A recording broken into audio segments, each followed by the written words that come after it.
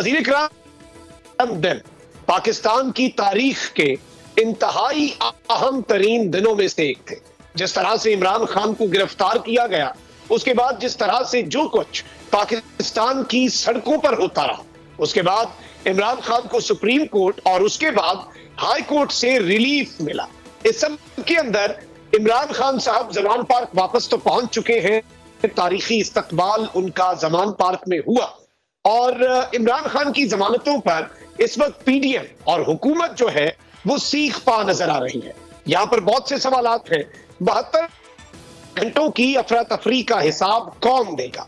PDM supreme court के बाहर धरना देने जा रही है। अदलिया मुखालिफ मुहिम की क्या ये एक और कड़ी है? और जिस तरह से सुप्रीम कोर्ट ऑफ पाकिस्तान को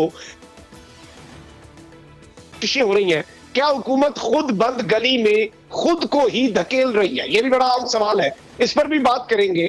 और दीगर अहम तरीन इशूज के अब आगे चलकर पाकिस्तान की सियासत, इस पिछले 4-5 दिन के जो एपिसोड है, उसके बाद पाकिस्तान की सियासत का रुख किस तरह से तब्दील होगा, इसके खद्दो खाल में क्या तब्दीली आएगी, इस पर भी बात कर लेते हैं। अगर आपको ये वीडियो पसंद आई है तो सब्सक्राइब करें और बेल आइकन पर लाजमी क्लिक करें।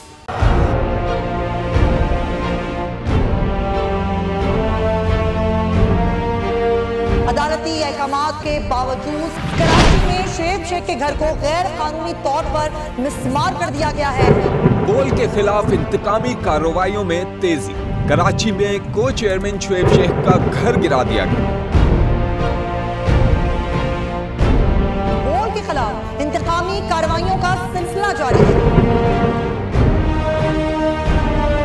सिंध हुकूमत की अदालती अहकामात की खिलाफ वर्जी।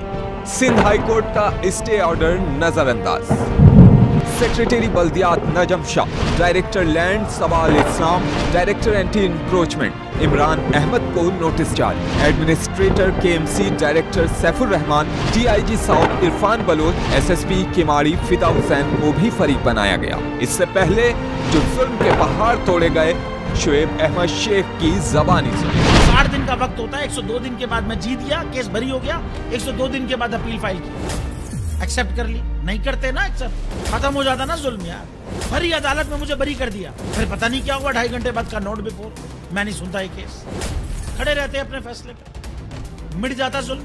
अल्लाह ताला ने बिठाया इस इन कुर्सियों पे इनको यार, ये अल्लाह ताला की तरफ से फैसले करने हैं। तो या तो ये फैसले आएंगे, जुल्म मिट जाएगा, या कौम खड़ी हो जाएगी जुल्म के खिलाफ।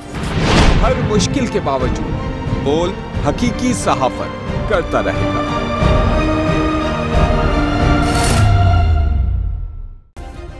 सब्सक्राइब करें और बेल दबाएं ताकि कोई खबर रह न जाए।